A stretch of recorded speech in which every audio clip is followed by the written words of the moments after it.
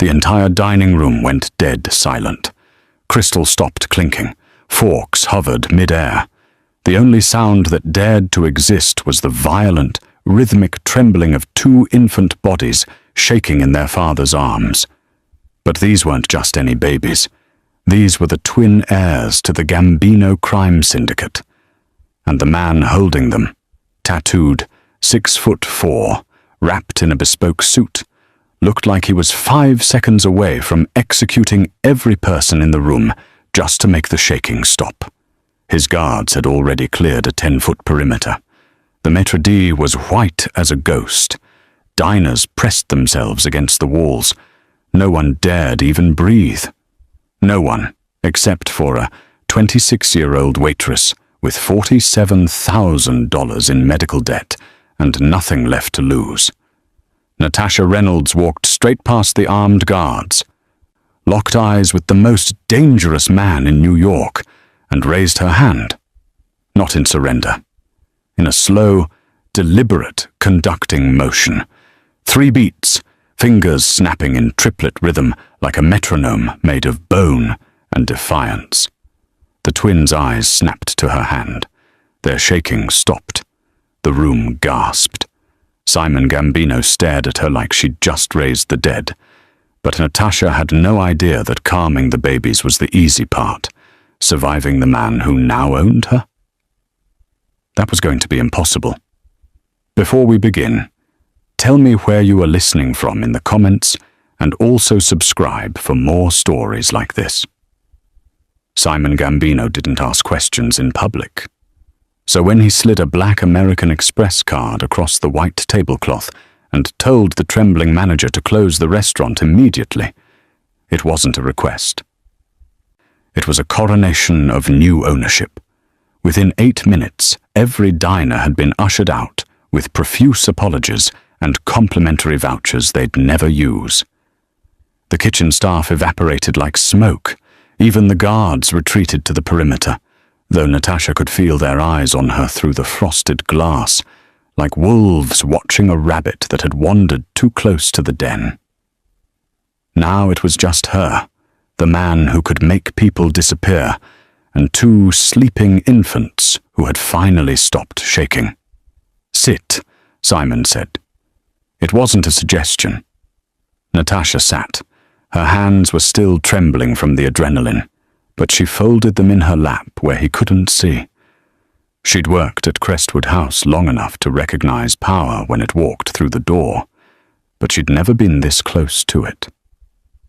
Close enough to see the faint scar cutting through his left eyebrow, close enough to smell cedar and gunpowder and something darker she couldn't name. "What's your name?" "Natasha Reynolds." "How did you do that?" He gestured to the twins, now sleeping peacefully in a custom double stroller that probably cost more than her car. She swallowed. The shaking wasn't fear. It was sensory overload. The lights, the noise, the stimulation. Their nervous systems couldn't regulate. The triplet rhythm creates a pattern their brains can follow. It's called rhythmic entrainment. Simon's eyes narrowed. "You a doctor?" "I was a music therapist. Neurologic music therapy, specifically. I worked with pediatric patients who had processing disorders." She didn't mention why she'd left.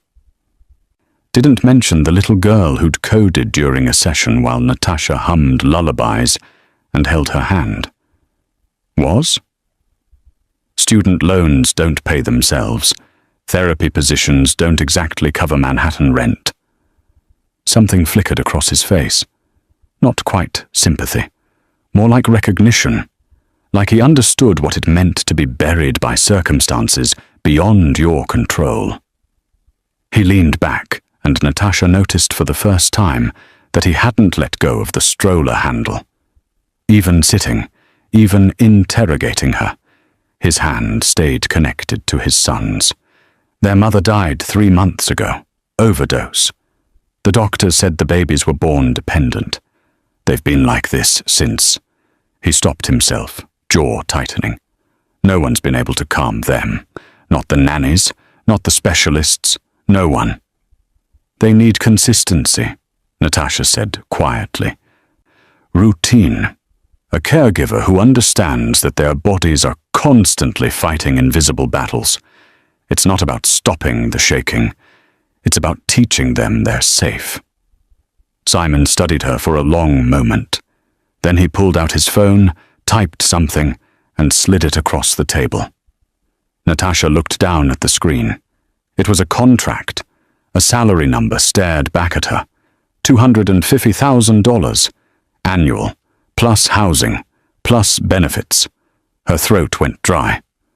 What is this? A job offer. You move into my penthouse tonight. You take care of my sons. You teach me how to do what you just did. His voice dropped, and suddenly the temperature in the room plummeted. And you don't ask questions about anything else you see or hear. Understood? Every rational cell in her body screamed to run. This man was dangerous. His world was dangerous. She'd be walking into a gilded cage with a predator who smiled with too many teeth.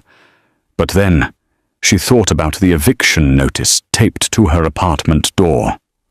The collection agency calls she'd stopped answering. The way her hands shook every time she walked past the pediatric wing at Mount Sinai because she couldn't afford to finish her clinical hours. She thought about those two babies, trembling in the arms of a man who would kill for them, but didn't know how to soothe them. "I'll need access to a piano," she said. Simon's mouth curved into something that might have been a smile if it had reached his eyes. "Done. And I'm not a prisoner. If I stay, it's because I choose to, not because you own me." The smile sharpened into a blade. "We'll see about that." He stood, extending his hand. Natasha took it. His grip was warm, calloused, and absolutely unbreakable. "Welcome to the family, Miss Reynolds," Simon said. "My driver will take you to pack. You have 2 hours." She'd just shaken hands with the devil, and God help her. She was grateful for it. The penthouse occupied the entire 53rd floor of a building that didn't officially exist on any map. Natasha knew this because she'd tried to look it up during the car ride, and every search came back empty. Just a blank space in the skyline where steel and glass and secrets lived. The elevator required a fingerprint, a key card, and a 6-digit code. When the doors finally opened, Natasha stepped into a world that smelled like leather and money and something metallic she tried not to think about. Floor-to-ceiling windows overlooked Manhattan like a kingdom awaiting orders. The furniture was all sharp angles and dark wood, art on the walls that was probably stolen from museums, and not a single photograph anywhere. It was beautiful in the way a mausoleum was beautiful, cold, untouchable, built to intimidate. "The nursery's this way," Simon said, leading her down a hallway lined with doors she suspected she'd never be allowed to open. He stopped at the last door on the right and pushed it open. Natasha's stomach dropped. The room was a bunker. That was the only word for it. Bulletproof glass windows, reinforced steel door with a deadbolt that belonged on a bank vault, and walls painted in clinical white that reminded her of hospitals and autopsies. 2 cribs sat in the center like afterthoughts, bare except for thin mattresses and monitoring equipment that blinked red and green in the darkness. No mobiles. No color. No warmth. "This is where you're keeping them." Her voice came out sharper than she intended. Simon's expression hardened. "This is where they're safe. This is where they're terrified." She stepped inside, running her hand along the cold wall. "Look at this place. It's a cell. You've built them a prison, and you're wondering why they can't stop shaking. Watch your mouth." His tone could have cut glass. "Or what? You'll fire me. Go ahead." She spun to face him, adrenaline overriding every survival instinct she had. "You hired me to help them, so let me help them. This room is sensory deprivation. They need texture, color, sound. They need protection. Simon moved closer, and suddenly the space between them felt like a live wire. There are people who would gut them just to send me a message. That glass is 3 inches thick. That door can withstand an RPG. This room keeps them alive. And miserable. Natasha held her ground, even though her heart was trying to punch through her ribs. You can have security and humanity at the same time, unless you want them to grow up thinking the world is a white box with cameras. Something flickered in his eyes. Anger, maybe. Or recognition. Then he reached for his hip. Natasha's breath stopped as he pulled out a Glock 19, black and efficient, and started to set it on the changing table next to a stack of diapers. Absolutely not. She moved before thinking, putting herself between him and the table. Simon froze. "Excuse me? You do not unholster a weapon within 10 feet of those cribs, ever. I don't care if the building's on fire."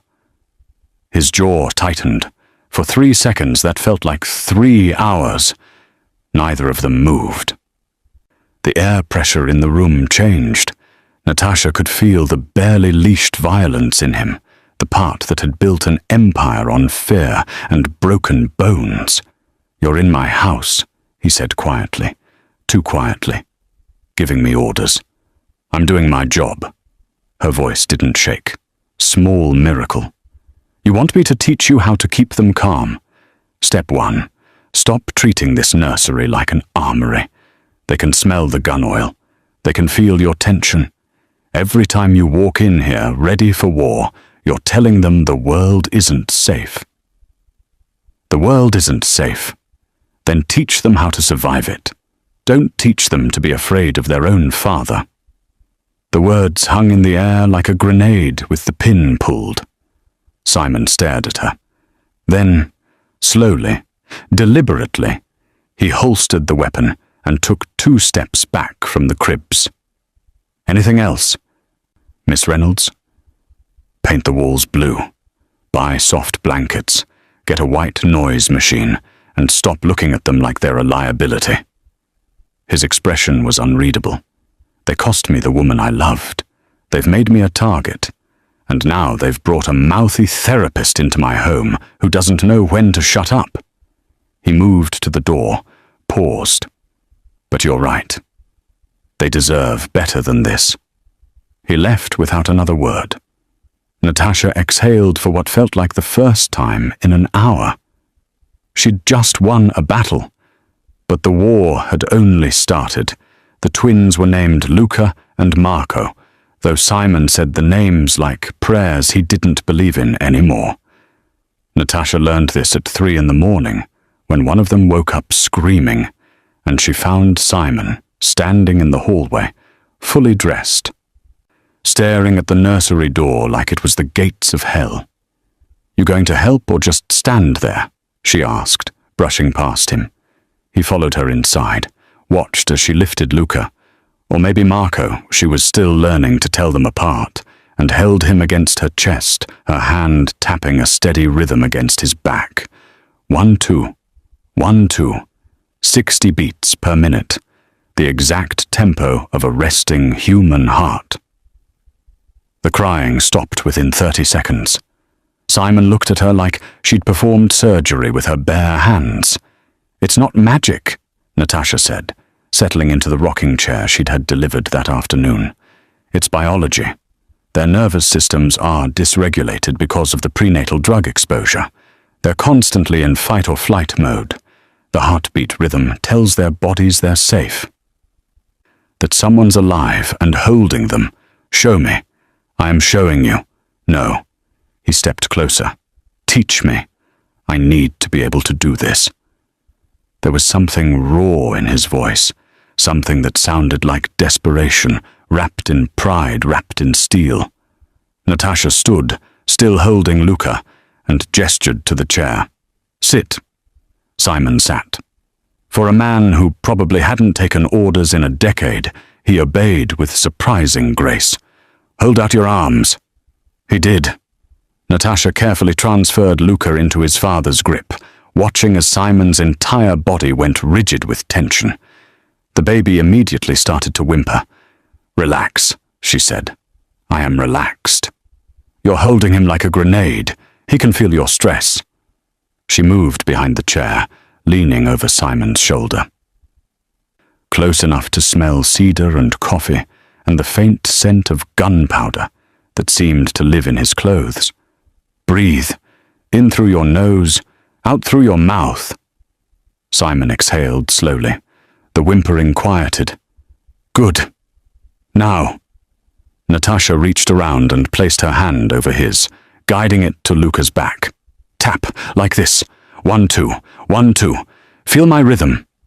His hand was warm beneath hers, calloused, larger than she'd expected. She could feel his pulse through his wrist, too fast, like his body was at war with the gentleness she was asking of him. 1, 2, she whispered, tapping the rhythm against his knuckles. "Match my tempo. Don't think. Just feel." Simon's hand began to move, hesitant at first, then steadier. 1, 2. 1, 2. The same rhythm she'd used in the restaurant, the same pattern that had stopped the shaking.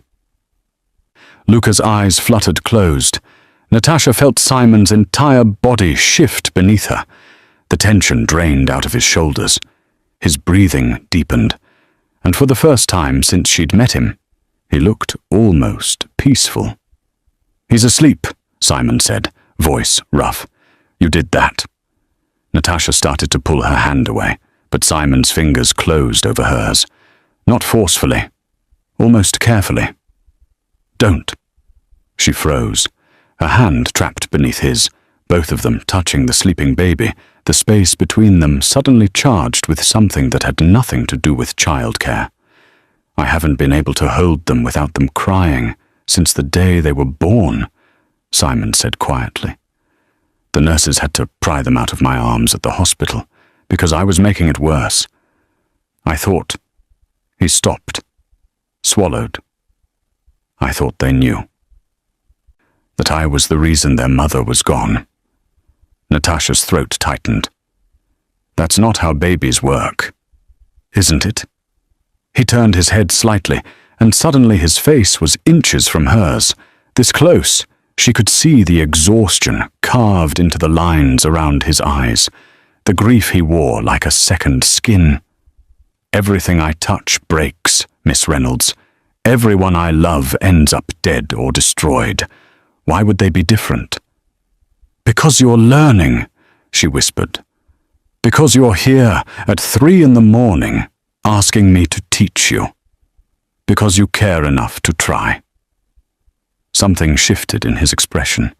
His free hand came up slowly, deliberately, and brushed a strand of hair away from her face. His fingers lingered against her cheek for half a heartbeat too long. "You're dangerous," he said.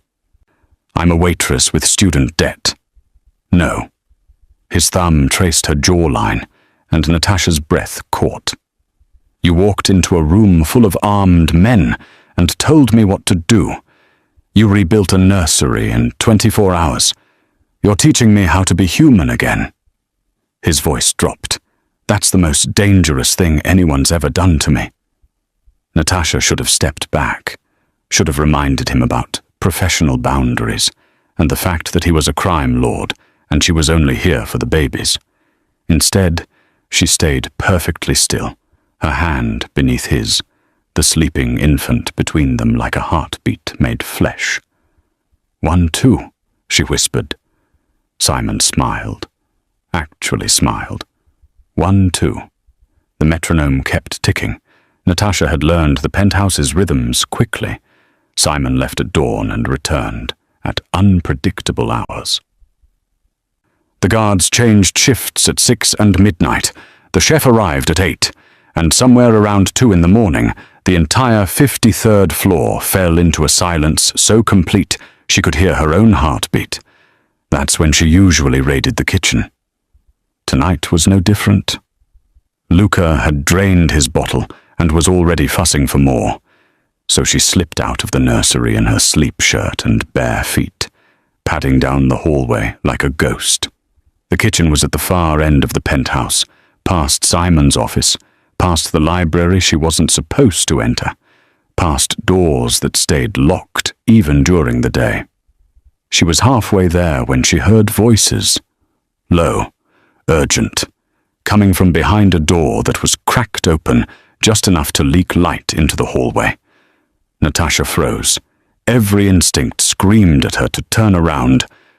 Go back to the nursery, pretend she'd heard nothing. But the voices were talking about the babies. She pressed herself against the wall and inched closer. Weakness in the nursery, a man was saying. Not Simon. Someone else. The voice was sharp, efficient, American accented, but with something harder underneath. 2 infants, no security protocols, just a girl with a music degree playing mother.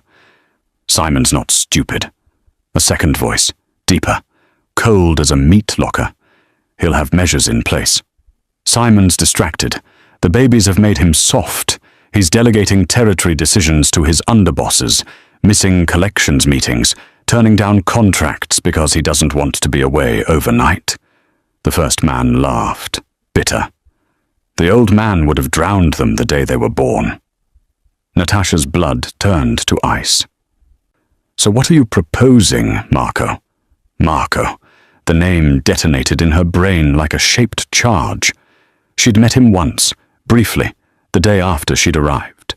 Simon's right hand, his capo, a man built like a bulldozer, with eyes that assessed everything and revealed nothing. He'd looked at her the way someone might look at a stray dog that had wandered into a business meeting. I'm proposing we give the Volkov family exactly what they want, Marco said. Access. You want to hand them the heirs to the Gambino syndicate? The second voice sounded incredulous. Simon would gut you alive. Simon won't know until it's done. We stage it right, make it look like a breach, like the Volkovs found a weakness in our security. They take the twins. Simon goes to war like he should have done 6 months ago, instead of playing house with a waitress. And when the dust settles, we've eliminated our competition, and Simon remembers why he built this empire in the first place. And if the babies don't survive? Silence, the kind that answered every question without words. They're already damaged goods, Marco finally said. Drug babies, weak genetics. The syndicate doesn't need heirs who shake when someone raises their voice. Better to start over. Find Simon a proper woman. Build a legacy that doesn't scream itself awake every 3 hours. Natasha's hand flew to her mouth to stop the sound that wanted to escape. Rage, pure, white-hot rage that made her vision blur at the edges. When? The second voice asked. Saturday night. Simon's meeting with the commission in Queens. He'll be gone for at least 4 hours. The girl puts the babies down around 8. We cut the cameras at 8:30, let the Volkovs in through the service entrance, and by the time Simon gets home, it's already over. And the therapist? Collateral damage. Volkovs can do what they want with her. Honestly, she's probably more dangerous than the babies. Simon listens to her. That ends Saturday. Natasha's legs were shaking. She needed to move, needed to get back to the nursery, lock the door, grab her phone and what? Call Simon. Tell him his most trusted lieutenant was planning to murder his children? Would he even believe her? She'd been here less than 2 weeks. Marco had been at his side for years. She took 1 step backward, then another. The floorboard creaked. The conversation inside stopped instantly. Did you hear that? Natasha ran. Didn't think, didn't plan, just turned and sprinted down the hallway on silent feet, her heart hammering so hard she thought her ribs would crack. She made it to the nursery, slipped inside, and locked the deadbolt with trembling hands. Both twins were asleep in their cribs, innocent, unaware that their own family had just signed their death warrants. Natasha leaned against the door, gasping for air, her mind racing through options that all ended badly. Saturday. She had 3 days to figure out how to stop a murder, and she couldn't tell a soul. Natasha waited until morning, rehearsed the words 100 times while she fed the twins, changed them, walked circles around the nursery like a caged animal planning escape routes. By the time Simon returned from wherever he'd been, she'd learned not to ask. She'd built a script that sounded rational, credible, something that wouldn't make her sound insane. She found him in his office, tie loosened, tumbler of whiskey already half empty, even though it wasn't yet noon. "We need to talk." He looked up from the paperwork spread across his desk. Something in her voice made him set down his pen. "What's wrong?" "Last night I went to get milk for Luca, and I heard—" She stopped, started again. "Someone in this house is planning to hurt the twins." The temperature in the room dropped 10 degrees. "Who?" "Marco." The name tasted like poison. He was talking to someone about staging a breach, letting the Volkov family take the babies. He said you'd been distracted, that the twins made you weak, that— "Stop." Simon stood slowly, dangerously. "You're accusing my capo of treason." "I know how it sounds, but I heard him. Saturday night. When you're meeting with the commission, they're planning to— Marco has been with me for 12 years. His voice could have cut steel. He's saved my life, killed for me, bled for me. You've been here 2 weeks and you're telling me he's plotting against my children?" "Yes." Natasha stepped closer to the desk, desperate. "I know you trust him, but I heard what I heard. We need to move the twins somewhere safe. We need to—" The door opened behind her. Marco walked in like he owned the room, which, given the look on Simon's face, maybe he did. He was carrying something small and plastic, a Ziploc bag. "Boss, we have a problem." He didn't even glance at Natasha. "Found this in Miss Reynolds's room during the routine security sweep." He set the bag on Simon's desk. Natasha's stomach plummeted. Inside were pills, blue, white, unmistakable. "That's not mine." Her voice came out strangled. "Oxycodone," Marco said flatly. 30 milligrams. Found it in her nightstand, hidden under some books. Now he looked at her, and his eyes were empty. "You want to explain why you have Schedule 2 narcotics in a house with infant children?" "I don't. Those aren't—" Natasha turned to Simon, panic clawing up her throat. "He planted them. This is what I was trying to tell you. He's framing me so you won't believe—" "Stop talking." Simon's voice was arctic. He picked up the bag, held it to the light. "These are pharmaceutical grade. Where did you get them?" "I didn't." "Simon, please, you have to listen to me." "I pulled her background check," Marco interrupted, pulling out his phone. "She worked at Mount Sinai Pediatric Ward until 8 months ago. Left under unclear circumstances. There's a sealed incident report, and look at this." He showed Simon the screen. 3 separate prescriptions in her name from different doctors. Classic doctor shopping behavior.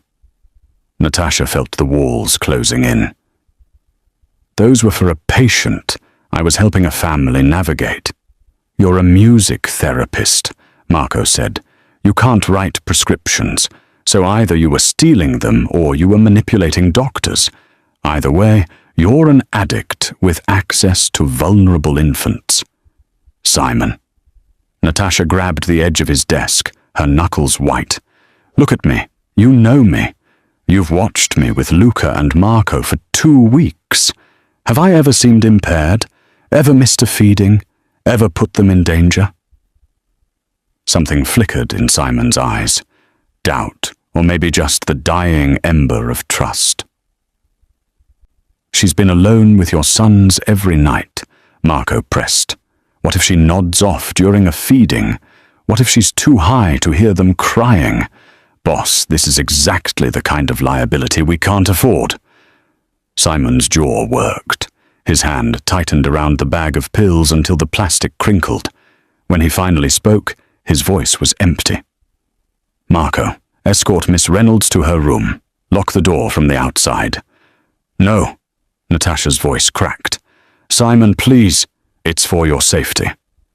He still wouldn't look at her. Until I figure out what the hell is going on, you stay in your room. Someone else will care for the twins. They need me. They need someone who isn't a security risk. Finally, his eyes met hers, and what she saw there was worse than anger. It was disappointment. I wanted to believe you were different. That you actually gave a damn about them. I do. Tears burned behind her eyes, but she refused to let them fall. And Saturday night, when Marco lets those men in and your sons disappear, you're going to remember this conversation. Marco's hand closed around her arm like a vice. Let's go, Miss Reynolds. She didn't fight, didn't scream. Let herself be marched down the hallway to her room like a prisoner, because what was the point? Simon had made his choice. 12 years of loyalty versus 2 weeks of miracles. The door locked behind her with a sound like a coffin closing. Natasha sat on the bed, staring at her hands, and started planning how to save 2 babies from inside a locked room. She had 48 hours. The screaming started at midnight. Natasha heard it through 2 walls and a locked door, the raw, desperate wails of infants whose nervous systems were tearing themselves apart. She pressed her hands against the door, every muscle in her body screaming to get to them, but the deadbolt held firm. Let me out! She pounded until her palms bruised. They need me. No one came. The crying escalated. Not just fussy baby crying. The kind of screaming that meant pain, that meant their bodies were failing them, that meant whoever was trying to calm them had no idea what they were doing. Natasha sank to the floor, forcing herself to breathe through the panic. Think. What would cause them to regress this badly? She'd been locked up for 16 hours. They'd had bottles, been changed, should have been fine with basic care, unless the person caring for them was radiating stress like a nuclear reactor, unless that person was Simon. The screaming stopped abruptly around 1 a.m., not the gentle fade of babies soothed back to sleep, the sudden silence of complete exhaustion. Natasha knew that sound. She'd heard it in the pediatric ward when babies cried themselves into a state beyond comfort. Footsteps in the hallway, heavy, uneven. The deadbolt scraped. The door opened. Simon stood there looking like he'd aged 10 years. His shirt was soaked with sweat, his hair disheveled, his hands shaking. Show me again. Unlock the door first. I did, all the way. No guards outside. No conditions. She stood, meeting his bloodshot eyes. You want my help? You trust me or you don't. Choose. He stepped back, waved off whoever was in the hallway. It's done. Now help me before I lose my mind. Natasha pushed past him and ran to the nursery. Both twins were in their cribs. Faces red and blotchy, bodies limp with exhaustion, still trembling, still caught in that horrible feedback loop where their nervous systems couldn't find equilibrium. She scooped up Luca first, started the rhythm immediately. 1-2. 1-2. He latched onto it within seconds, his breathing synchronizing with her heartbeat. How are you doing that? Simon's voice cracked. I tried. I did exactly what you showed me. The tapping, the rhythm, everything. They just screamed harder. Because you're terrified. Natasha reached for Marco, the baby, not the traitor, and positioned him against her other shoulder, maintaining the dual rhythm. They can feel your fear, your anger. It feeds their dysregulation. I'm not angry. You're furious. She looked at him over the twins' heads. At me, at yourself, at the situation, and they know it. Your heart rate is probably 140 right now. You're tapping the rhythm, but your body's screaming danger. It doesn't work. Simon slumped against the wall, dragging a hand down his face. Marco said you were high, that you were a liability. I watched him pull those pills out of your nightstand myself. Did you watch him find them? Or did he just walk in already holding the bag? Silence. Simon, when have you ever seen me impaired? When have I ever given you reason to think I'd endanger them? You accused my most trusted man of planning to murder my children. But his voice had lost its edge. What was I supposed to think? That maybe I was telling the truth. Natasha settled into the rocking chair, both babies finally breathing steadily. Look at that bag. Actually look at it. Simon pulled it from his pocket, held it up to the light. See the seal? The top edge where it's supposed to be factory closed? He squinted. It's torn. Not torn. Cut. Clean line. That's not how you open a prescription bottle and transfer pills. That's how you open a bag that was sealed as evidence. She kept her voice level, factual. Now think about who in this house carries a tactical knife with a serrated edge designed for cutting zip ties and evidence bags. She watched his face change, watched the pieces fall into place. Marco carries a bench-made, police issue. The same knife that left that cut pattern.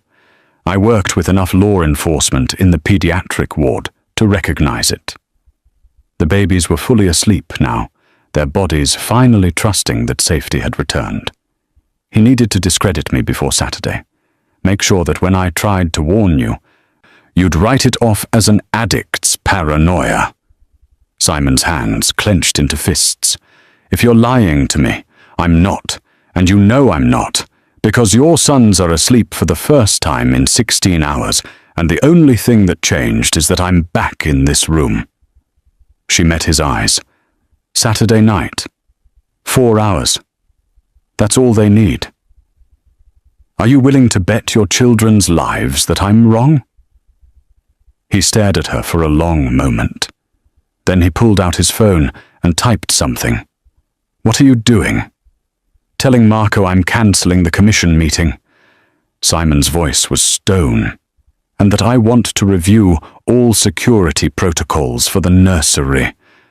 With him. Personally. He'll know you suspect something. Good. Simon's smile was a blade in the dark. Let him sweat. He moved to the door, paused. Natasha. If you're right about this, I am. Then you just saved their lives twice. He looked back at the sleeping twins. I won't forget that. The door closed behind him. Natasha held the babies tighter and started counting down the hours until Saturday. The power went out at 8:47 p.m. Natasha knew the exact time because she'd been watching the clock like it held her death sentence, counting down the minutes until Saturday crossed over into Sunday, and maybe, just maybe, they'd be safe. The lights died. The baby monitors went dark. Even the ever-present hum of the HVAC system cut out, leaving behind a silence so complete it felt like the building was holding its breath. Then the emergency lighting kicked in, bathing the penthouse in blood red. Simon appeared in the nursery doorway 5 seconds later, gun already drawn. Phone pressed to his ear. Marco's not answering. Neither are 3 guards on the perimeter. His voice was surgical calm, but his eyes were ice and murder. We're compromised. Natasha's heart launched into her throat. She was already lifting Luca from his crib, reaching for his brother. How many? Don't know. Could be 2, could be 20. He grabbed the diaper bag she'd packed, threw it over his shoulder. There's a room 2 doors down, soundproofed, reinforced. It'll buy us time. Us? You and the twins. Move. Now. She ran. Barefoot, twins clutched against her chest, following Simon down the hallway that felt like it had stretched into miles. Every shadow looked like a man with a gun. Every sound could have been footsteps. Simon stopped at a door that looked like all the others. Dark wood, brass handle, completely unremarkable. He punched a code into a hidden keypad, and the lock disengaged with a heavy click. The room beyond was smaller than the nursery. Piano in the corner, acoustic panels on every wall, no windows. A panic room disguised as a music studio. Get in! Lock it behind me. Don't open it for anyone except me. You understand? He was already turning back toward the hallway. Wait! Natasha grabbed his arm. You're going out there alone. I've handled worse. But something flickered in his expression. Something that looked almost like fear. Not for himself. Keep them quiet. No matter what you hear. Keep them silent. Simon. He cupped her face with his free hand, thumb brushing her cheekbone. The gesture was fast, almost violent in its tenderness. If I don't come back, there's a phone in the piano bench. Speed dial 1. Tell them the twins need extraction. Then he was gone, swallowed by red-lit shadows and whatever violence waited in the dark. Natasha locked the door with shaking hands. The twins were already starting to fuss, picking up on her terror. She sat on the floor, back against the wall, and started the rhythm. 1, 2. 1, 2. Praying it would be enough. For 3 minutes, there was nothing. Just the sound of her own breathing and the soft coos of the babies as they settled against her chest. Then gunfire exploded somewhere in the penthouse. Not the clean, suppressed pops from movies. Real gunfire. Deafening, even through soundproofed walls. 3 shots. 5. A full magazine emptying in rapid succession. The twins' eyes went wide. Natasha pressed them tighter against her, humming low in her throat. Maintaining the rhythm even as her whole body wanted to shake apart. More gunfire. Closer now. Just outside the door, maybe? Or in the hallway, impossible to tell. Shouting in a language she didn't recognize. Russian, maybe. The sound of something heavy hitting the floor. Please let it not be Simon, please! Glass shattered. Someone screamed, a man's voice, high and terrified, and then suddenly cut off. More shots. The tactical precision of Simon's Glock versus the spray of automatic weapons. Luca started to cry. Shh, baby, shh. Natasha rocked him, tapping the rhythm against his back, but the soundproofing worked both ways. The battle outside was muffled, but present, and the babies could feel the vibrations through the floor. I've got you. You're safe. I've got you. A body slammed against the music room door, hard enough to rattle the frame. Natasha stopped breathing. The handle jiggled. Once, twice. Someone testing to see if it was locked. She looked around for anything she could use as a weapon. The piano bench, a music stand, nothing that would stop a man with a gun. The jiggling stopped. Footsteps retreated. Then Simon's voice, cold and flat. Wrong room. 2 shots. The wet sound of something hitting the floor. Natasha closed her eyes and kept humming, kept rocking, kept pretending that the man she was falling for wasn't executing people 10 feet away from where she sat with his children. The gunfire continued for another 4 minutes, an eternity measured in heartbeats and prayers. Then silence. Real silence this time, heavy and complete. Natasha waited, counting her breaths. The twins somehow still calm in her arms because she refused to let them feel her terror. A knock on the door. 3 taps. Pause. 2 taps. Natasha. It's me. It's over. She recognized his voice but didn't move. How do I know it's really you? 1, 2, Simon said through the door. The rhythm. That's how you taught me. 1, 2. Her hands shook as she unlocked the door. Simon stood in the hallway covered in blood that wasn't his. His shirt was torn, his knuckles split, his eyes dark with the kind of violence that couldn't be unseen. 4 bodies lay in the hallway behind him. Marco, she whispered. Ran when the shooting started. Simon's voice was empty. He'll wish he'd died here when I find him. He looked at the twins in her arms, still calm, still trusting. Something cracked in his expression. Get them out of here, Natasha said. Away from this. They can't see. I know. He reached for Luca, and despite everything, despite the blood and death, his hands were gentle. I know. Simon had been gone for less than 90 seconds when Natasha heard it. The scrape of metal on metal. Slow. Deliberate. Someone picking the lock from the outside. Her blood turned to ice. She'd moved the twins to the floor behind the piano, the only cover in the room, and was crouched over them like a shield made of flesh and desperation. The rhythm had kept them calm through the gunfire. But now her heart was hammering too hard to maintain it. The lock clicked. The door swung open. The man who entered was built like a truck. Tactical vest strapped with ammunition, assault rifle sweeping the room with professional efficiency. He spotted her immediately. His eyes were flat, dead. This wasn't personal for him. This was a job. He raised the rifle. Wait. Natasha's voice came out steady, somehow. You're here for them, right? The babies? Let me move. I'm just the help. I don't matter. The mercenary's finger moved to the trigger. You matter enough to die. Natasha's hand closed around the tuning fork she'd left on the piano during yesterday's session. Medical grade. 4096. Hertz. The highest frequency she owned, originally designed for neurological testing. She struck it against the piano's edge and jammed it directly into the microphone input of the speaker system Simon had installed when she'd demanded music equipment.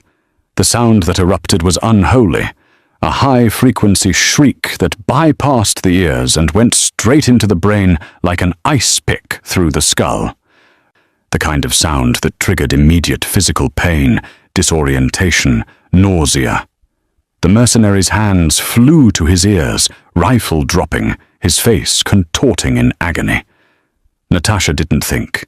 She grabbed the piano bench, solid oak, 20 pounds, and swung it like a baseball bat into his knees. He went down hard.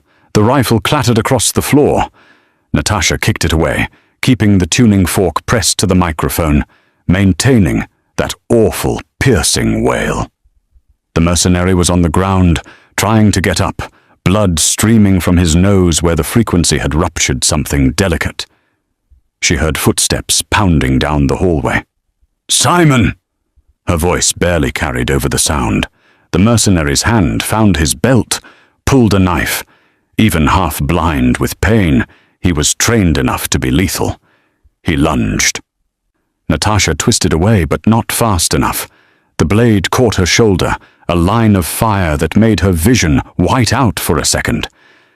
She fell backward, the tuning fork finally separating from the microphone. The terrible sound stopped. The mercenary rose, knife raised, and then Simon was there. He came through the door like a force of nature, no hesitation, no mercy. Grabbed the mercenary's knife hand mid-swing and twisted until something snapped. The man screamed. Simon's other hand closed around his throat and slammed him into the wall so hard the acoustic panels cracked. You touched her. Simon's voice was a whisper. Somehow that was more terrifying than shouting. You made her bleed. Simon, don't... Natasha started, but the words died as she watched his face. There was nothing human in it, just cold, precise rage. The mercenary tried to fight, threw a punch that Simon absorbed without flinching, tried to knee him in the groin. Simon caught his leg and used it as leverage to drive him into the floor. The sound of the impact was sickening. Simon hit him. Once, twice. Kept hitting him until the struggling stopped, until there was nothing left but meat and bone, and the wet sound of fists meeting flesh. "Simon, he's done. Stop." Natasha's voice finally broke through.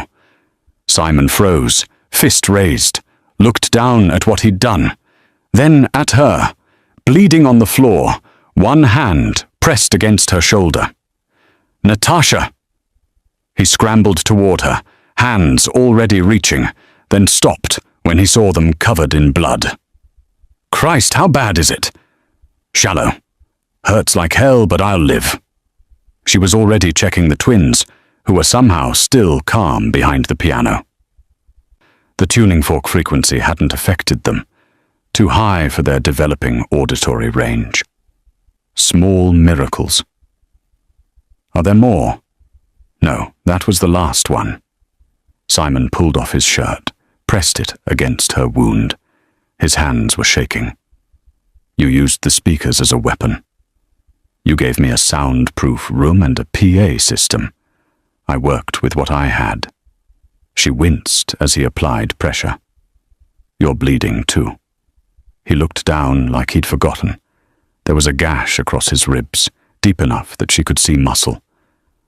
"Got clipped on the stairs. It's nothing." "That's not nothing. You need stitches." Later. He cupped her face with bloody hands, searching her eyes. "You could have hidden, could have stayed behind the piano with them and waited for me. Why did you fight?" "Because he would have killed all three of us." She covered his hands with hers. "Because someone had to." Something shifted in his expression. That careful control he always maintained cracked completely, and what she saw beneath was raw and desperate and completely unguarded. "I can't lose you." His forehead pressed against hers. "I can't lose any of you. Do you understand? I can't." "You didn't." She kissed him. Didn't plan it. Didn't think about the blood or the violence or the bodies in the hallway. Just pulled him closer and kissed him like they weren't broken and bleeding on the floor of a crime scene. "We're alive, all of us." Simon kissed her back like she was oxygen and he'd been drowning. Behind them, one of the twins started to cry. They broke apart, both reaching for the sound, even now, even in this. Family. 3 weeks later, the penthouse looked different. The nursery walls were painted soft blue, like Natasha had demanded that first day. Mobiles hung from the ceiling, casting gentle shadows. The bulletproof glass was still there. Some realities didn't change, but now there were curtains to soften it. Texture, color, life. The rest of the penthouse had changed too, in ways harder to quantify. The doors stayed open more. Light came in. Simon smiled occasionally, and when he did, it reached his eyes. Marco's body had been found in the East River 2 days after the siege. Simon hadn't said a word about it, and Natasha hadn't asked. Some questions had answers that didn't need speaking. Now she sat in the music room, her music room, Simon had started calling it, playing Debussy while the twins did tummy time on a blanket nearby. They were getting stronger. The shaking had decreased to occasional tremors, usually only when they were overtired. They tracked movement better, smiled more. Luca had laughed for the first time yesterday, and Simon had looked at him like he'd witnessed a miracle. The piano was mid-phrase when she sensed him in the doorway. She'd learned to feel his presence, the way the air pressure changed when he entered a room. "Don't stop," Simon said. "I like listening." She continued playing, watching him in her peripheral vision as he moved to the blanket and lowered himself down beside his sons. He'd healed quickly from the knife wound. Apparently getting stabbed was an occupational hazard he'd learned to recover from efficiently. The only evidence now was a new scar across his ribs to match all the others. He picked up Marco, the baby, who Natasha had started calling Little Marco to avoid the mental association with the traitor, and held him against his chest. 1-2. 1-2. The rhythm had become second nature to him now. "I have something for you," Simon said when the piece ended. Natasha turned on the bench. "If it's another obscenely expensive piece of equipment, I already have everything I need." "It's not equipment." He shifted little Marco to one arm and pulled something from his pocket. The contract. The same one he'd slid across the table at Crestwood House a lifetime ago. "I'm terminating your employment." Her heart stopped. "What?" "You're fired, Miss Reynolds." He held the paper up and tore it cleanly in half, then quarters. Let the pieces fall like snow. "Effective immediately." "Simon, I don't understand. The contract was wrong from the beginning." He stood, still holding little Marco, and moved toward her. "I hired you as an employee, gave you a salary and a job description, like you were just another person on the payroll. But you're not." Natasha stood too, her legs unsteady. "Then what am I?"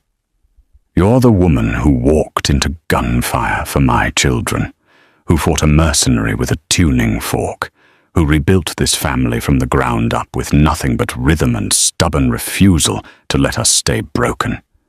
He stopped in front of her, close enough that she could see the vulnerability in his eyes. "You're not the help, Natasha. You never were." He shifted little Marco to his other arm and reached into his pocket again. This time what he pulled out made her breath catch. A ring. Simple platinum band with a single diamond. Nothing ostentatious.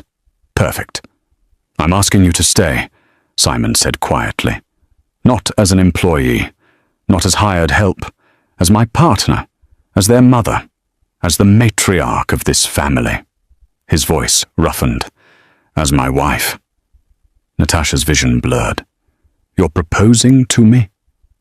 "I'm telling you I can't do this without you, that I don't want to, that these boys need you and I—" He stopped, started again. "I love you. I don't know when it happened. Maybe when you yelled at me about the gun in the nursery. Maybe when you taught me how to hold them without them crying. Maybe when you stood between them and a man with a rifle." He took her hand. "But I know I love you, and I'm asking you to choose this. Choose us." The twins chose that moment to make identical cooing sounds from the blanket, like they were voting. Natasha laughed through tears. "That's not fair. You're using the babies as props." "I'm using every advantage I have." Simon's thumb traced her ring finger. "Is it working?" She looked at him. This man who had been a stranger, holding screaming infants in a restaurant, who had become someone she couldn't imagine her life without, who had learned gentleness for his sons and opened his fortress for her, who had killed to protect them and would kill again without hesitation.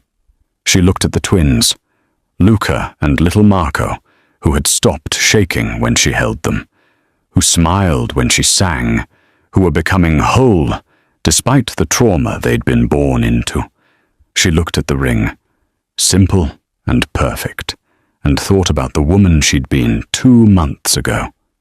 Broke, alone, running from debt and grief and the ghost of a little girl she couldn't save.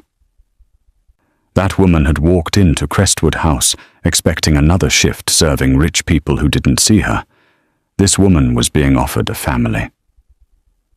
"Yes." The word came out steadier than she expected. "Yes, I'll stay." Simon slid the ring onto her finger, and then he was kissing her. Little Marco squeezed safely between them, the baby making protesting sounds that might have been annoyance or approval. When they finally broke apart, Luca had rolled himself over on the blanket and was staring up at them with wide eyes. "Show off," Simon muttered, but he was smiling as he scooped him up too, both twins in his tattooed arms, sleeping against his chest, trusting him completely. Natasha leaned against his shoulder, studying the ring on her finger, and thought about rhythm.